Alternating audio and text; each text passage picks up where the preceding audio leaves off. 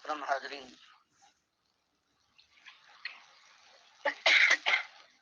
10-11 سال ہو گئے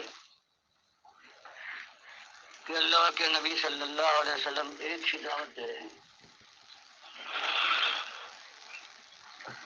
اور وہ پکار یہ ہے کہ لوگوں آسمان بلند کیا ہے،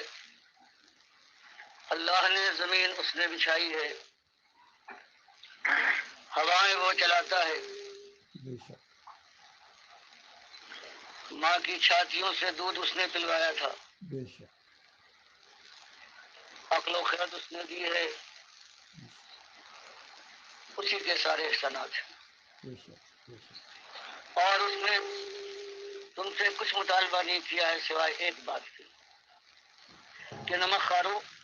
میرا نمک کھاتے ہو، میری دھرتی پر تمہاری زندگی گزر رہی ہے۔ اس سے پہلے اسی زمین پر کتنے اولیاء گزرے ہیں، کتنے انبیاء، کتنے میرے دشمن آئے ہیں، سب کو میں نے پالا تھا، میں نے پیدا کیا تھا، اور سب کو میں نے ایک ہی امتحان میں ڈالا تھا، ایمان کے امتحان میں، کہ فلا تجعلوا للہ اندادا وانتم تعلمون۔ بڑے ہوش مند اور ہوشیار ہو، ہر مسئلہ تمہاری زندگی کا ہے، کس طرح سے بڑھ چڑھ کر اس کے متعلق زبان کھولتے ہو، کیسے کیسے انوکھے انداز اور کیسے مضبوط فیصلوں کے ساتھ تم سامنے آتے ہو۔ اور یہ کتنی سادی اور صاف بات ہے کہ تمہاری زندگی اور زندگی سے متعلق جو چیز ہے یہ سب میرے احسان کی مظہر میں، اور صرف تم ہی نہیں بلکہ تم سے پہلے اس دنیا میں جتنے آئے تھے، چاہے وہ میرے کسی قسم کے بندے ہوں، نافرمان ہوں، ناشکرے ہوں، نمک حرام ہوں، سب میرے احسان میں دبے ہوئے تھے، میرے ہی ان کے اوپر اثر تھا۔ تو ان میں سے بعض ظالموں نے نمک حرامی کی انتہا کر دی کہ میرا کھانے کے بعد میرے بندوں کو انہوں نے گن گایا، ان کی پوجا، ان کی پکارے، ان کی پرستش کی۔ کچھ رہے ایسے اللہ کے، اور میرے بندے اللہ نے فرمایا ایسے فرما بردار رہے، نمک حلال رہے، وفا شیار رہے، کہ انہوں نے مجھے اپنا مالک مانا، میرے سامنے سر جھکایا،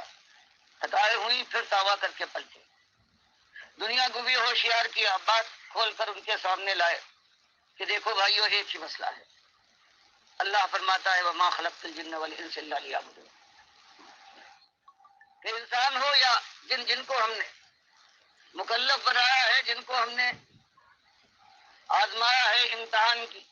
لیا ہے، ایک ایمان کا امتحان، بندگی اور تقوی کا امتحان، صرف ایک ہی امتحان ہے کہ صرف تم بندے اس کے ہو جس نے تمہارے ساتھ سب کچھ کیا ہے، تمہارے بدن کا ایک ایک رونتا، ایک ایک بال اس نے پیدا کیا، تمہاری زندگی کسی جگہ پر کسی اور کا ہاتھ، کسی اور کی احسان کی کوئی کوشش یا کوئی ایسی نعمت تم بتا سکو کہ جو کسی اور کا وہ عطیہ ہو، تب تو بات آ۔ تو یہی بات اللہ کے نبی صاحب نے بتائی قوم کے سامنے آ کر اس انداز سے کہ قولوا لا الہ الا اللہ تفلحوا، کبھی اس انداز سے کہ دیکھو ایک ہی مسئلہ ہے، امتحان ہے، وہ ایک بات کا ہے کہ اللہ کے بندے ہو اور بندگی ثابت کر دکھاؤ اپنی زندگی سے، اس کی بات مانو، اس کی پوجا ہو، اس کی پکارے ہوں، اس کی نظر و نیاز ہو، اس کے دوستوں کے ساتھ اپنی جان چھڑکو ان پر، اور ان کے دشمنوں کی آنکھوں میں آنکھیں ڈال کر ان کو سمجھانے کی کوشش کرو، اور نہ مانے تو للکارو، اور اس کے بعد اپنی جان اور مال کی توانائیاں ان کے خلاف استعمال کرو، یہاں تک کہ یا تو تم اس دنیا سے ایمان کے ساتھ اللہ کے پاس پہنچ جاؤ، اور یا ان کا سر اللہ کے سامنے چھوٹ جائے۔ یہ ایک بات شروع میں جب اٹھی ہے تو بات یہی ہے، لیکن انسان کو ہوشیار کیا گیا ہے کبھی اس انداز سے کہ اذا السماء انشقت، یہ وہ دن آنے والا ہے کہ یہ آسمان تک پھٹ جائے گا، تو تمہاری چودراہٹ ہو، تمہاری یہ حویلی ہو، تمہارے یہ خدم اور حشم ہو، تمہاری یہ طاقت اور قوت ہو، چند دنوں کی بات ہے،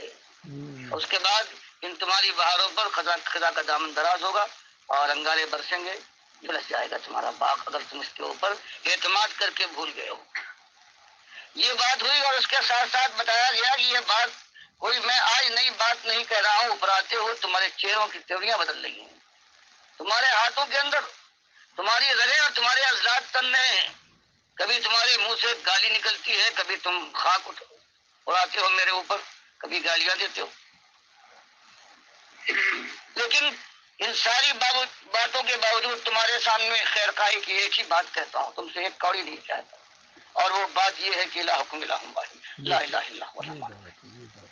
یہ اصلی بات ہے کہ تمہارا الہ ایک الہ ہے، لا الہ الا، اس کے علاوہ کوئی اور تمہارا الہ نہیں. اور عرب جانتے تھے کہ الہ کے معنی کیا ہے. عربوں کو معلوم تھا کہ الہ کے معنی کیا ہے، ان کی زبان تھی. الہ وہ ہے جو اختیار رکھتا ہو سارا، جو نفع اور ضر اپنی مٹھی میں رکھے اور جس کے ساتھ چاہے وہ منفعت کا معاملہ کرے اور جس کو چاہے سختی میں ڈال دے. وہ جو زندگی اور موت پر قادر ہے، وہ جو گودوں کا بھرنے والا ہے، جو کھیتیوں کو مردہ زمین کو جلانے والا ہے، اور جو سر چیز کے اوپر قادر ہے اور سب کے اوپر قہار ہے. یہ سننے کے بعد جب ان سے یہ کہا جاتا تھا کہ یہ تو ہے معاملہ ایمان کا، اس کی طرف میں تم کو دعوت دیتا ہوں، اور تمہارے یہ سردار ہیں جن کے پاس طاقت اور قوت ہے، وہ تو خود سری کی انتہا کر رہے ہیں. مالک کو بجائے اس کے کچھ کو اپنی خاطر میں لائے، مالک کے مقابلے میں انہوں نے اپنے اور مالک بنا لیے ہیں کہ یا خود مختار بن گئے ہیں. اور یہ اللہ کے ساتھ بہرحال نمک حلالی نہیں ہے، مفاشیالی نہیں ہے. اور ڈرو کی اس زندگی کے بعد جو موت آنے والی ہے، اس کے اندر صرف جو فیصلے کا دن آئے گا تو اسی ایک بات پر فیصلہ ہوگا کہ کس نے مالک کا کھانے کے بعد مالک کے سامنے سر جھکایا ہے اور کون نمک حرام کھایا ہے. یہ بات بڑی ہے. اللہ کے نبی صلی اللہ علیہ وسلم اسی بات کو مختلف انداز سے بیان کرتے ہیں. کبھی قرآن کی ہدایت پر بیان کرتے ہیں کہ میری کوئی نئی بات نہیں ہے. اس سے پہلے دیکھو، سب سے پہلے رسول جو آیا ہے اپنی مشرک قوم میں جو ایک ظلم ہے جس کو اللہ تعالیٰ مالک اپنے لیے گالی کہتا ہے، جس کو مالک کبھی برداشت نہیں کرتا، تو کہتا ہے فلا تجعلوا للہ اندادا وانتم تعلمون، کہ میرے بندوں سب کچھ میرا ہے، میرے ساتھ میرے بندوں کو برابر اور شریک اور ساجھی نہ کرو. ایک مسئلہ ہے، فرمایا یہی ایک مسئلہ. پہلے رسول جو آئے ہیں مشرک قوم کے اندر حضرت آدم کے بعد، انہوں نے یہی ایک مسئلہ، یہ اصلی مسئلہ ہے جس میں تم کو آزمایا گیا ہے کہ یا قومی عبد اللہ ما لکم من الہ غیرہ، کہ تمہاری دنیا میرے سامنے ہے، تمہاری طاقت ہے، تمہارے پاس جبروت ہے، تم عیش اڑاتے ہو، تمہاری اکثریت کا عالم یہ ہے، لیکن تم نے اللہ کے ساتھ وہ ظلم کیا ہے کہ اس کی کبریائی کی چادر پر ہاتھ ڈالا ہے. اور اللہ کے 5 بڑے نیک بندے تھے جو اس کو پوچھتے، اس کو پکارتے تھے، تم نے ان کو اوپر اس کو ڈالنے کی کوشش کی، ان کو اڑایا ہے. کسی کو تم نے مشکل کشا بنایا ہے، کسی کو داتا پکارتے ہو، کوئی تمہارا غوث ہے، کوئی بندہ نواز، کوئی بندہ پرور ہے، کوئی مجیب الدعوات سنت. یہ اللہ کے نیک بندے تھے، اللہ کے سامنے جھکتے تھے، یہ تم نے کیا قدم اٹھایا ہے. اور مالک فرماتا ہے 950 سال تک اللہ کا بندہ اسی دعوت کو دیتا رہا، نماز اور روزے اور حج زکات کا کوئی موقع ہی نہیں آیا. کہ اس 950 سال کی دعوت کا انجام مالک فرماتا ہے وما آمن معه الا قلیل. 950 سال کے اندر چند اس کی قوم کے لوگ تھے جو اولیاء اللہ کی بندگی سے الگ ہو کر توحید کی طرف آئے. آخرکار اس نے دعا کی کہ مالک انی مغلوب فانتصر، مالک میں نے اپنی سی کر دیکھی ہے، سب کچھ میں نے کیا، قوم کو حادثہ سمجھایا، اندھیرے اجالے میں آواز کے ساتھ، رازداری کے ساتھ، ہر انداز سے میں نے سمجھایا ہے. ایک ہی طرف بلایا ہے میں نے، جاؤ اپنے پروردگار سے اپنی خطاؤں کی، اور وہ شرک وہ خطا ہے کہ پروردگار بغیر توبہ کے معاف نہیں کرتا. تو لوگوں معافی مانگو، اللہ تمہارے اوپر آسمان کو رحمتوں کا دھارا بنا کر برسا دے گا. جو تمہارے پاس آج ہے اس میں اور اضافہ کرے گا. باغات کی ریل فیل ہوگی، تمہاری اولادوں تمہاری آبادی بے انتہا ہو جائے گی. اللہ کی رحمت ہے اس دنیا میں جب تک زندہ ہو برسیں گی، اور اس کے بعد جنت کی بادشاہت کے لہراتے ہوئے باغات تمہارے قدم چومنے کو آگے استقبال کے لیے آگے بڑھیں گے. مالک فرمایا 950 سال تک ہمارے اس بندے نے اپنی قوم کے اندر اپنا کلیجہ نکال کر ڈال دیا، اور سوائے گنتی کے لوگ ایمان لائے ہیں. پھر جب وہ تنگ آ گیا ہے، اس نے ہم کو آواز دی تو ہم اس کے بعد کو پہنچے ہیں، اور ایسا ہم نے طوفان برپا کیا ہے کہ آسمان کو حکم دیا، اس نے اپنے دہانے کھول دیے، اور زمین نے اپنا پانی باہر نکال دیا، یہاں تک کہ خشکی کے اوپر سمندر موجیں مارنے لگا. اور پھر ہمارا ایسا فیصلہ ہے، سوائے چند مومنوں کو ہم نے کشتی میں سوار کیا ہے، اور اپنے اس پیغمبر کی 950 سال کی اس کوشش کے باوجود جب اس کا بیٹا ایمان کے بجائے توحید کی بجائے قوم کے شرک میں مبتلا رہا تو اس کی آنکھوں کے سامنے مجھے ڈبو مارا ہے۔ اور جب اس نے ہم سے فریاد کی کہ مالک تیرا وعدہ تھا کہ تو میرے اہل کو بچائے گا، تو مالک نے انتہائی سختی کے ساتھ کہا یہ تیرا اہل تھا، مجھے گالیاں دینے والا یہ مشرک، اور بس زبان روکو، اگر تم نے اس کے حق میں، اس مشرک کے حق میں مجھ سے کوئی درخواست کی تو ظالموں میں ہو جاؤ گے۔ اور پھر یہ پیغمبر کہاں اٹھا، اللہ سے اس کی توبہ کی، مالک میری خطا ہو گئی، اب میں اس کے لیے نہیں کچھ کروں گا۔ تو یہ پروردگار نے نبی صلی اللہ علیہ وسلم کی حمایت میں بات کو صاف کر دینے کے لیے کبھی یہ بھیجا اور کبھی کہا کہ یہی اس کے بعد جو مومن بچے تھے، اور مالک قرآن میں شرم دلاتا ہے انسانیت کہ کچھ تو شرم کو، تم بتاؤ ایمان کے ساتھ دشمنی ہے، توحید کے مقابلے میں تم اللہ کے بندوں کو شریک ٹھہراتے ہو، اللہ کی ذات میں، صفات میں، اختیارات میں ہو، اور آج جو تم دنیا میں ہو تو بتاؤ تم کیوں، اور جو تھے دنیا میں آج موجود نہیں ہے، جانتے ہو کہ کائنات کی جو آبادی تھی نوح علیہ السلام کے زمانے میں، جو مومن تھوڑے بعد تفسیروں میں خیال ہے، حدیث نہیں ہے، 60 کسی نے کہہ کے 70، کل 950 سال کے اندر، لیکن اللہ جانتا ہے، لیکن یہ اللہ مالک فرماتا ہے اللہ قلیل، بہت تھوڑے لوگ ایمان لائے۔ تو مالک شرم دلاتا ہے، خود عربوں کے سامنے یہ بات آئی کہ ایمان کے دشمنوں، آج دنیا میں تم موجود ہو، جانتے ہو کیوں موجود ہو؟ کہ تمہارے وہ دادا جو ہمارے پیغمبر نوح علیہ السلام کے زمانے میں تھے، وہ مومن سے کشتی میں سوار ہوئے، بچے، ان کی نس چلی، باقی ساری کافروں اور مشرکوں کی ہم نے نس کو کاٹ ڈالا۔ تو بتاؤ تم جو آج دنیا میں ہو تو اس ایمان کی برکت ہے، اور آج تم ایمان کے ساتھ یہ سلوک کر رہے ہو۔ تو مالک نے اللہ کے نبی صلی اللہ علیہ وسلم کو یہ سارے واقعات قرآن کے ذریعے سے بتایا کہ اس کے بعد دیکھو یہ مومن جو بچے ہیں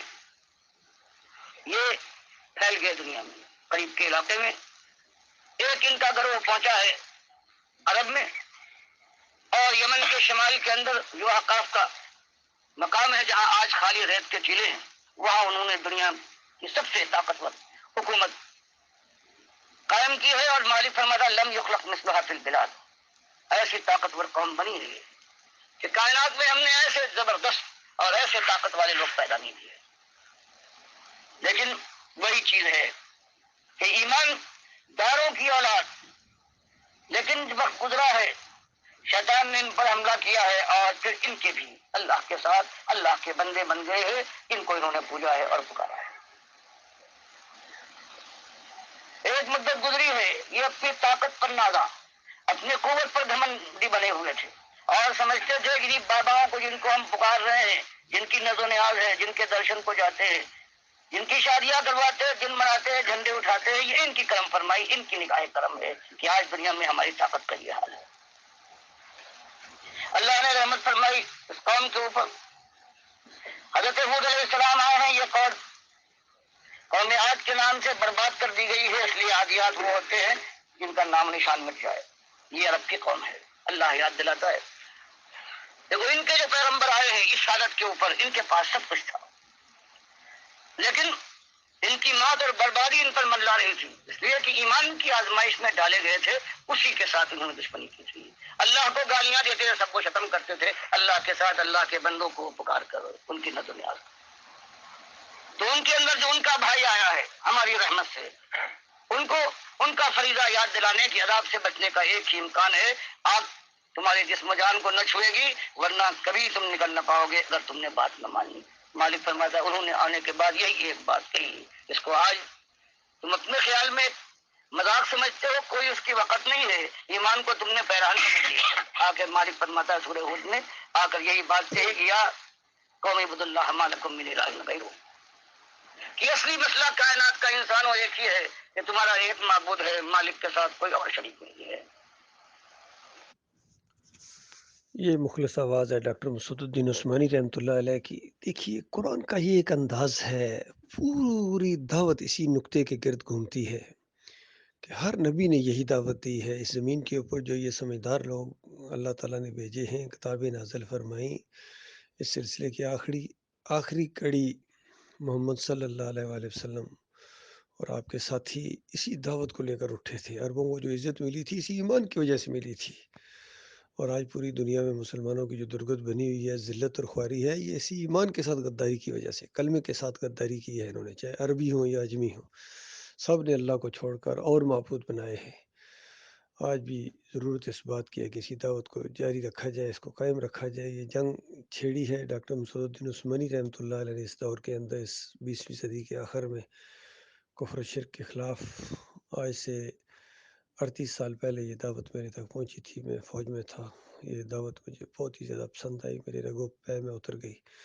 اور 38 سال سے میں اسی دعوت کو دے رہا ہوں، ہر جگہ جہاں میں موقع ملتا ہے اور اللہ موقع دیتا ہے، اور ڈاکٹر صاحب کے ساتھی دین کا کام کر رہے ہیں الحمدللہ۔ بس یہ ان کے اندر اب آخر میں آ کے یہ ایک چیز 2017 کے اندر آ کے یہ ایک ایسی چیز پھر وہی آ گئی، جیسے ہر دور میں اسی طریقے سے ہوا ہے۔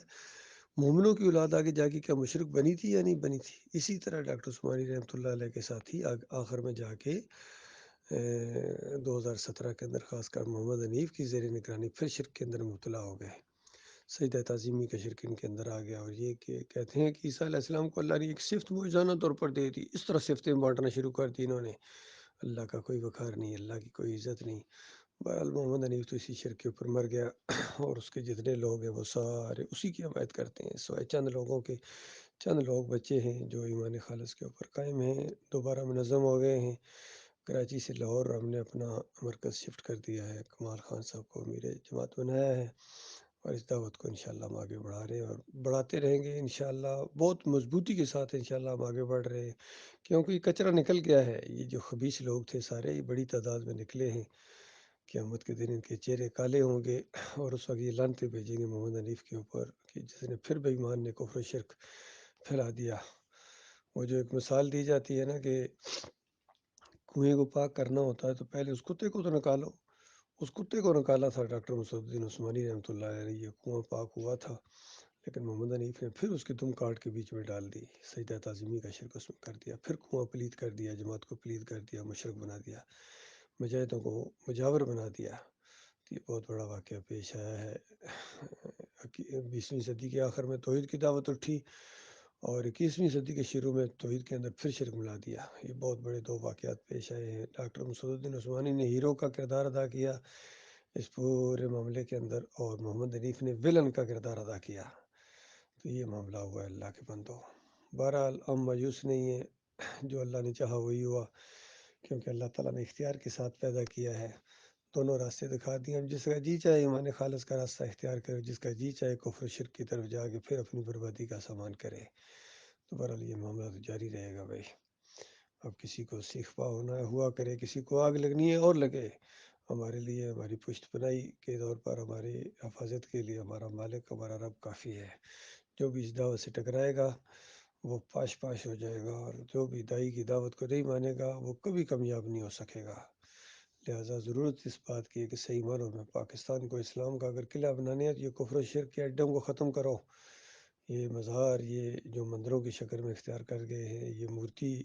کی پوجا ہو رہی ہے قبر پرستی کی شکل میں، جب تک اس سے جان نہیں چھڑائی جائے گی، پیری مریدی سے، تعویذ گنڈے سے، جمہوریت سے، یہ سب شرکیہ کفریہ شیطانی چیزیں ہیں۔ اللہ کے بندو، یہ بات یہ ایسی نہیں ہے کہ کوئی آپشنل بات ہو، بلکہ یہ بات مانو گے تب تمہاری جان جہنم کی آگ سے بچے گی، اور اگر نہیں مانو گے تو یاد رکھنا جہاں اربوں خربوں لاکھوں کروڑوں جہنم کی آگ کا ایندھن بن چکے ہیں، اسی شرک کی وجہ سے تم بھی اترتے چلے جاؤ گے، چاہے بڑے وزیر اعظم ہو، صدر ہو، جرنیل ہو، یا کوئی اور بھی تمہارا رینک ہے، جو بھی ہو، دنیاوی لحاظ سے دولت والے ہو، بڑے اونچے خاندان والے ہو، خان صاحب ہو، چودھری صاحب ہو، کوئی بچنے والا نہیں ہے جب تک ایمان خالص کی طرف نہیں آئے گا۔ اللہ تعالیٰ اس کی توفیق عطا فرمائے۔